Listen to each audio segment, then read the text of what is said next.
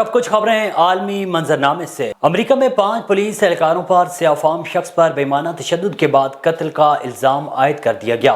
برطانوی media reports کے مطابق 7 جنوری کو امریکی ریاست ٹینیسی میں پولیس اہلکاروں نے 29 سالہ ٹیری نکلس کو لاپرواہی سے گاڑی چلانے پر روکا تھا۔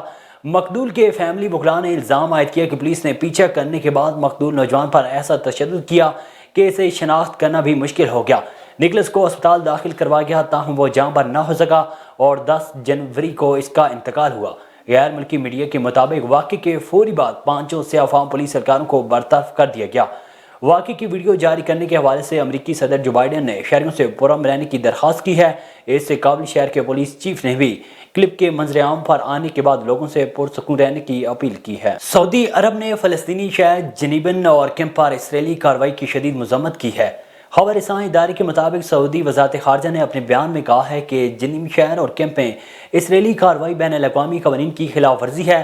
سعودی عرب نے عالمی برادری پر زور دیتے ہوئے کہا ہے کہ عالمی برادری کو اسرائیل کی جانب سے فلسطینی علاقوں میں پیش قدمی، جہریت اور غاصبانہ قبضے کے خلاف اور شہریوں کو تحفظ فراہم کرنے کے لیے اپنا کردار ادا کرنا چاہیے۔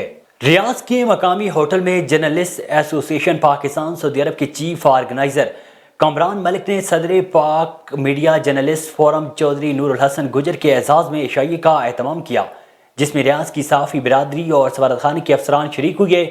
عشائیے کی صدارت یونائیٹڈ میڈیا فورم کے صدر امتیاز احمد نے کی۔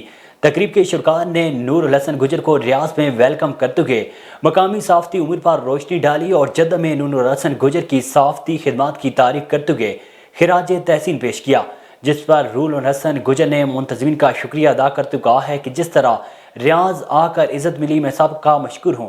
تقریب میں کمیونٹی کی نمایاں شخصیات چودھری تنویر سردار، طلعت محمود، مومن بٹ، راشد مناس، منصور محبوب اور دیگر نے بھی صحافتی امور پر نور الحسن گجر کو ویلکم کرتے ہوئے ریاض کی صحافتی برادری کی کمیونٹی کی تعریف کی۔ تقریب کے اختتام پر نور الحسن گجر کو سعودی عرب میں بہترین صحافتی خدمات پر اعزازی شیلڈ بھی دی گئی۔